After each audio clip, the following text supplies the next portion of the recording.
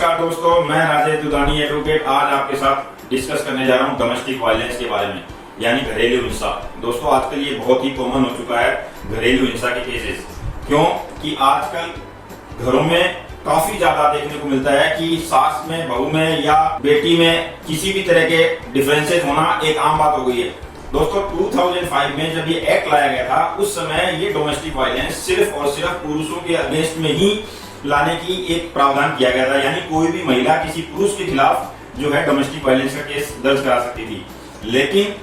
समय की मांग के अनुसार और समय की जरूरत के हिसाब से माननीय सुप्रीम कोर्ट ने 2016 में एक जजमेंट पास की जिसमें ये निर्धारित किया गया कि ये जो एक्ट है ये कोई भी महिला के खिलाफ भी ला सकती है अगर वो महिला द्वारा प्रताड़ित की जा रही है। तो दोस्तों तब से कोई भी बहन, बेटी, बहू, भाभी यानी कोई भी एक दूसरे के खिलाफ भी अगर एक दूसरे की प्रताड़ना का शिकार है तो वो इस केस के तहत में कोर्ट में आ सकती है। एक चीज मैं आपको बताना चाहता हूं कि डोमेस्टिक वायलेंस का जो केस है वो सोशल वेलफेयर के तहत ये लाया गया है,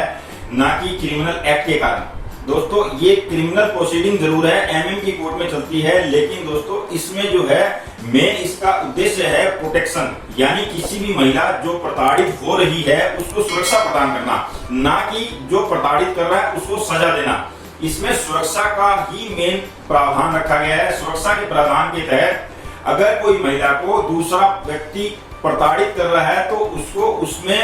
घर में रहने का अधिकार, उसको कॉम्पनसेशन मिलने का अधिकार, उसको प्रताड़ना से सुरक्षा प्रदान करने का अधिकार, यानी कि उसको सिर्फ और सिर्फ प्रोटेक्शन से रिलेटेड सुविधाएं प्रदान की गई है। कोई भी महिला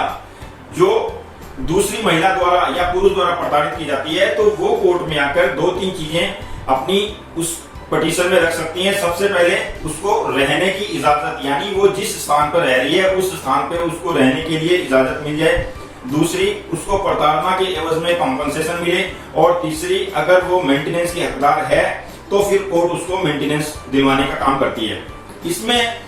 जैसे ही कोई भी व्यक्ति या महिला जो भी है वो अगर कोर्ट में फाइल करती है तो उसमें एक सेक्शन 23 के तहत एक एप्लीकेशन लगती है जिसके तहत वो मेंटेनेंस की मांग कर सकती है और कोर्ट उसको विद इन 30 डेज डिसाइड करती है, चाहे वो इंटरिम के रूप में करे।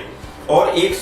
फिक्स अमाउंट सामने वाले की इनकम के हिसाब से उसके ऊपर में मेंटेनेंस निर्धारित की जाती है जिस व्यक्ति को प्रताड़ित किया जा रहा है उसको देने के लिए। तो दोस्तों उस तरह से उसको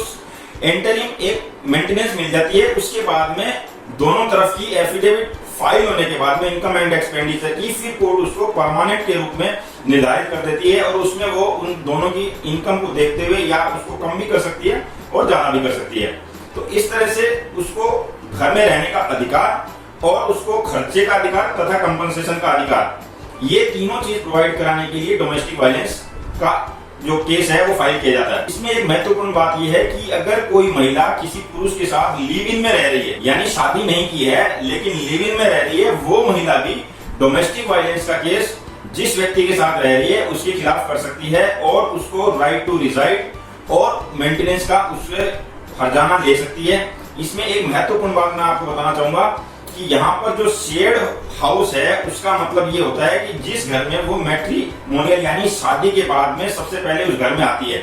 यहाँ पर अगर वो घर उसके सास ससुर का है और उनकी वो सेल्फ एक्वायर्ड प्रॉपर्टी है तो फिर वो उसमें वो अपना रहने का राइट क्लेम नहीं कर सकती, लेकिन वो अपने पति के खिलाफ मकान मुहैया कराने का दावा कर सकती है। और कोर्ट अगर उस पति के पास में मकान में रहने की जगह नहीं है या उस पति के पास मकान नहीं है तो फिर उस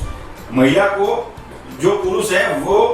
रेंट यानी कि मासिक किराया देगा ताकि वो कहीं अन्य जगह पे मकान किराए पे लेके रह सके। क्योंकि शेयर होल्ड हाउस में अगर वो शेयर होल्ड हाउस अगर सास ससुर की सेल्फ एक्वायर्ड प्रॉपर्टी है तो महिला उस पर किसी तरह का क्लेम नहीं कर सकती। तो इस तरह से ये एक सोशल वेलफेयर के लिए लाया गया एक्ट है जिसके तहत में किसी भी महिला को, चाहे वो किसी भी श्रेणी में हो, माँ, बहन, बेटी, बहू, किसी भी कैटेगरी में आती हो, उसको एक तरह से सामाजिक सुरक्षा तथा प्रताड़ना से बचाने के लिए एक्ट लाया गया था। तो ये था आज का डिस्कशन डोमेस्टिक वायलेंस के ऊपर। अगले वीडियो में फिर किसी नए टॉपिक के साथ मिलेंगे, तब तक के लिए नमस्कार, धन्यवाद। मेरा ये वीडियो कैसा लगा कमेंट जरूर लिखें, शेयर करें, लाइक करें और सब्सक्राइब करें।